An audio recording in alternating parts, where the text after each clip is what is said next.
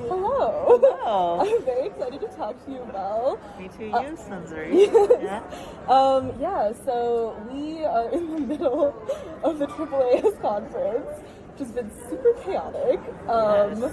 But I think it was nice to be able to work on the Sloth workshop with you. It was amazing to work on that with you. Yeah, and I feel like it was really nice. It was really interesting because I feel like as people who are very much in disability justice circles, so much of my thinking in the past year has been about like crip time and slowing down, but like for the people who came to the workshop, I don't think they'd thought about it that much. Yes. So it was really interesting to see that perspective, being like, it was so cool to have a space to like take a breath. I know. Yeah, and to think that some of us try to build spaces in which that is not an exceptional moment. Yeah. I was very much hoping that this could be a workshop for those of us those folks who hadn't encountered time differently, that this could be something that they could take with them and feel some power to generate wherever they are. Yeah,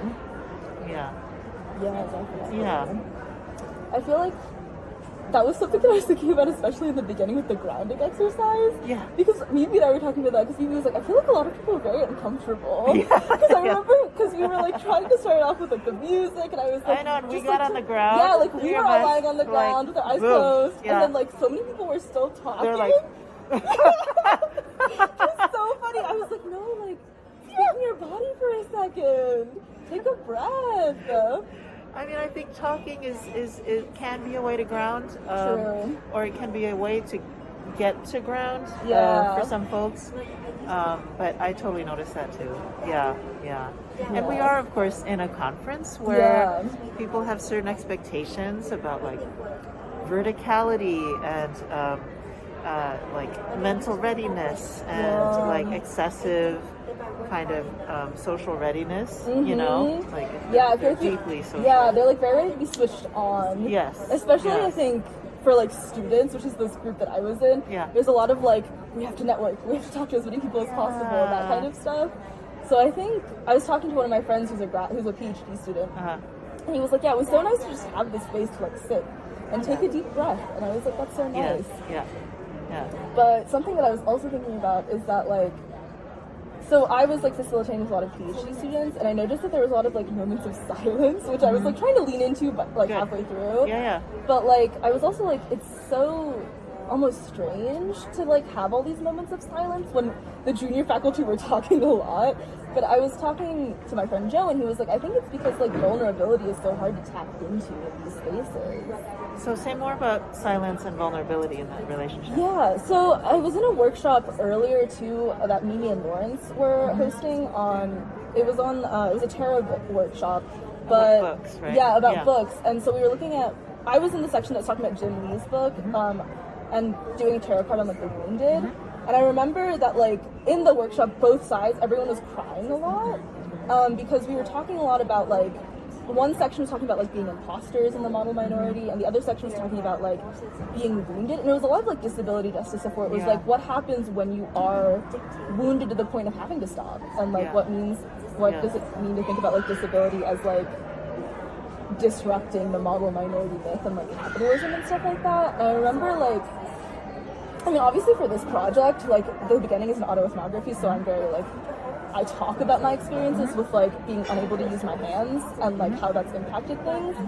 But I remember like in this workshop, I like I talked about it, and it was like so weird to like say it out loud to all of these people who like, to some extent, I'm like trying to get to know better in a like professional setting, or like so I feel like it's so strange to like have this like intimacy and vulnerability in this space where people are like, oh, I'm talking about my research, and like I'm not like, and so I feel like, and then I remember I ended up like crying a lot afterwards, and so that was like very intense, but I think also like it was good to experience. And so I think I had that moment. I was like, I took a nap in between it, then I went into our workshop, and so I was like coming from this space of like, I had just been very like vulnerable, and so like, and I think that like also I'm a Pisces, so I feel like I'm just like, I talk a lot more about my experiences, but I remember sitting there and I was like, I feel like a lot of these students like are really in the middle of like how awful it is to be a PhD student.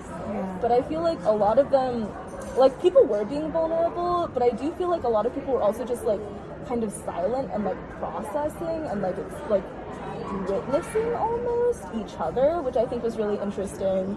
And I feel like I remember having moments of being like, okay, I'm also trying to like witness, and like I think that like the way that we also structured the workshop was not like we are trying to teach people things, but like what does it mean to all sit here together?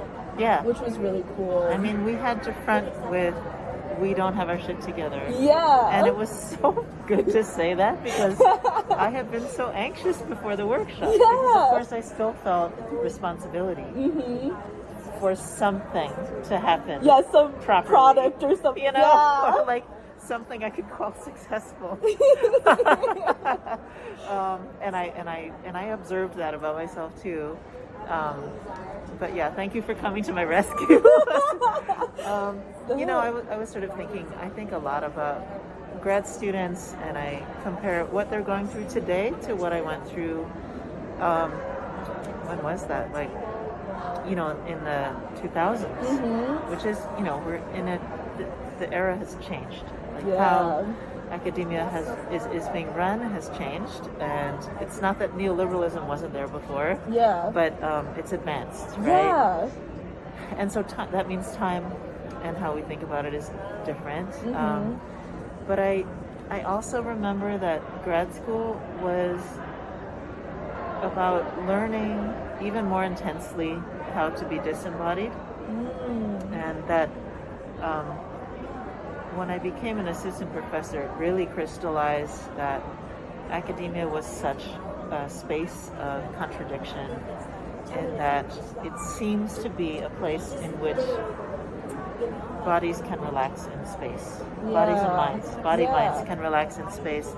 And somehow it's pitched as more leisurely. Yeah, than like other work and corporations and stuff like that. Yeah. Like, no, we don't have an 8 to 5. You know, we do things differently in time, and but in fact, right, we learn a certain instrumentality of the body and of the mind, so that the body is just there to support this, whatever, you know, it's like it's not really here, but we learn that it's here, and and then like the body's mercenary to the mind or something like that, and then we just learn how to float in space somehow, in a way that is incredibly destructive, right? Both to the relationship between body and mind, which is, you know, they're inseparable, and then also just how our bodies are.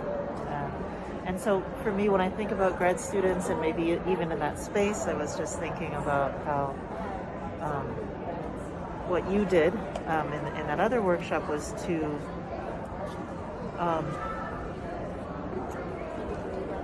perform a reminder that your embodiment is important.